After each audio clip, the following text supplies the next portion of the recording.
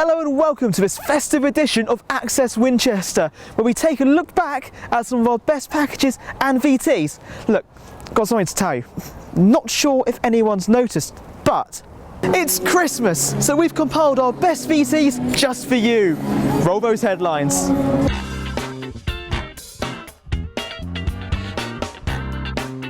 An exclusive preview of Warhorse at the Mayflower.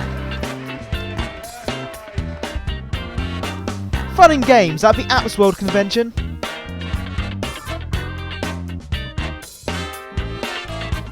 And we take a spooky walk through Winchester. But first, it wouldn't be Christmas if we didn't give you at least one present to put under the tree now, would it? So Harry Parkhill has been down to the Theatre Royal to check out their panto of Snow White and the Seven Dwarfs. And I know you're thinking, oh no he hasn't, but oh yes he has. Take it away, Mr. P.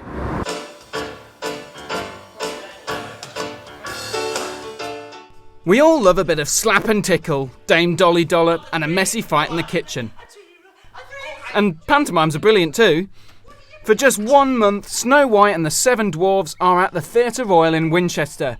But of course, they're doing it panto style. Snow White joins a cast of panto favourites for some traditional family fun. I went backstage and spoke with the cast and crew who were nervous but excited for the play to go on show. For the rehearsal period, I'm the audience, and they forget that what they're doing is actually funny or exciting or going to get a response. So suddenly on the first night, they've got a full house in there and it goes woof and the whole show takes off. So it's great. It makes all the hard work worthwhile. Clive Flint, or to the kids, Dame Dolly Dollop, says being a dame is great fun. And the thing I like about playing the dame is that you're a sort of a catalyst for lots of other people. But the main thing that I enjoy is having that contact with the audience. Hello everyone! Hello everybody! I can come out of character. So I can address someone in the audience if I feel like it, and then go back onto script. So I think all of us are really looking forward now to having that audience. Yeah. Ask me again after 35 of them and I was The show is a lively, typically cheesy and fun-filled time. And don't worry, there's plenty of "It's behind you!"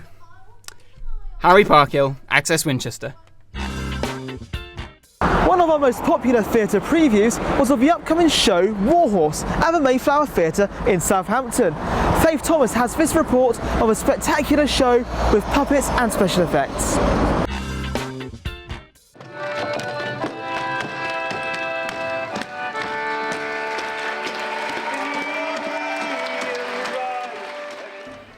My name's David and I puppeteer the head of Joey. I'm Stuart and I'm the heart. And I'm Mikey and I'm the hind puppeteer.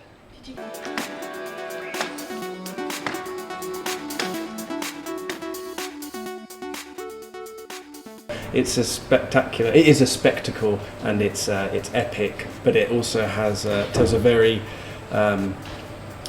touching story as well, you know.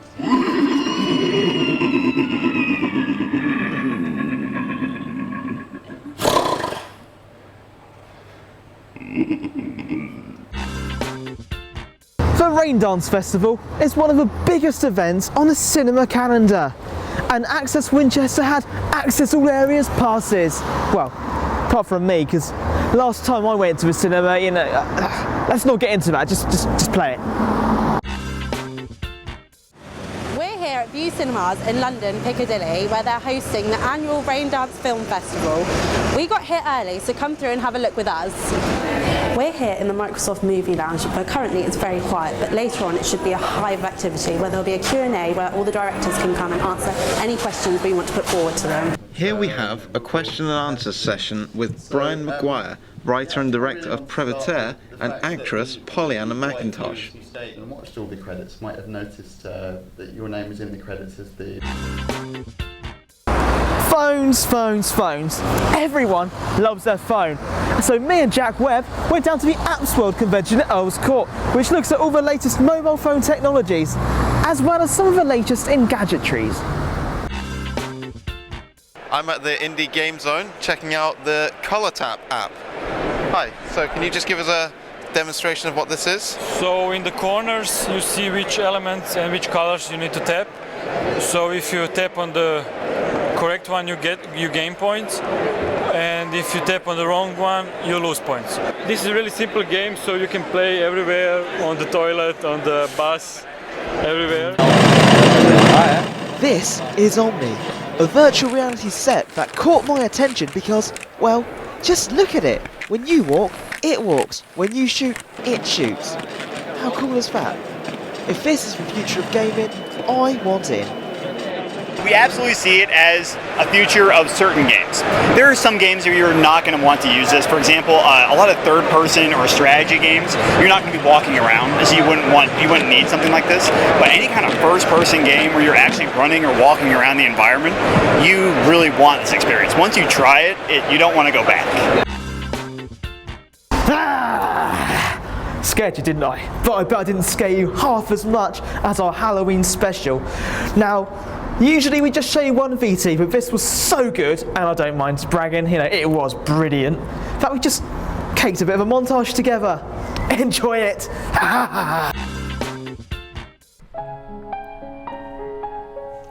Fears, frights and anticipation awaited us in Winchester when we were joined by the supernatural team. But there was nothing out of the ordinary here. Yeah, we do ghost hunts across the UK. Predominantly we are a Hampshire-based organisation though, so we take people in late at night, in a pitch black, a bit like the TV shows you've seen on TV. It's cold, it's windy, and let's be honest, it's a bit stupid. Halloween is not my idea of fun. I'd much prefer to stay warm, have some snacks, and watch some scary movies. So here are my top 5 horror films to watch this Halloween. The remake of the Japanese cult classic Ringu will always give me the heebie-jeebies. Saw may have kicked off the torture porn phase in horror films, but this film is imaginative, clever, and actually scary. Yeah, the franchise went down the toilet after that, but this one's still fantastic. I want to play a game. You may remember that not so long ago, I did a nice little feature on selfies. Now, I'm feeling a little bit vain, so I've whacked this in as well. Hope you enjoy it. I know I did. Yeah, selfies. Selfies, a photograph of oneself, usually taken on a smartphone or a webcam. Seems like something even the Tudors were doing with self-portraits. So what makes the word so popular in 2013? How does it beat twerking and binge-watching to be word of the year? To find out whether or not there really is a lot of hype around the word, I took to Bournemouth with an ingenious plan.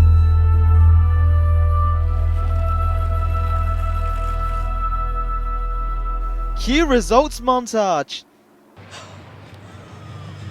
Okay, so nobody wanted to talk to me, and even the squirrels avoided me, which made me question myself more than the word. In the end, I stuck to taking selfies with inanimate objects and in strange rooms, neither of which have the ability to say no.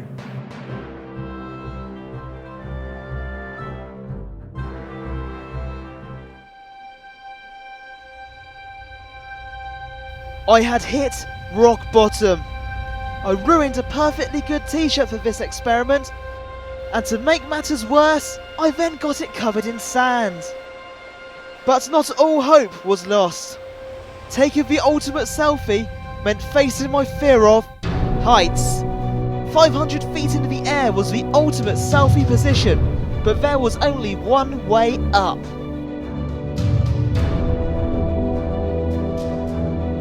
I'm not sure about this.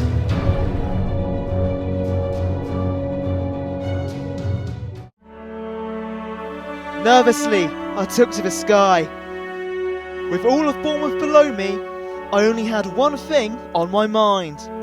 Taking the ultimate selfie without the permission of anyone below me. After taking a number of snaps, I felt that I had achieved my goal. And finally, you may have noticed that all of this time I've been talking to you, I'm not Jack Webb, I'm not our usual presenter, but it's Christmas and it wouldn't be Christmas without him. So here's a nice little montage to wish you a very happy Christmas and a new year from the whole team.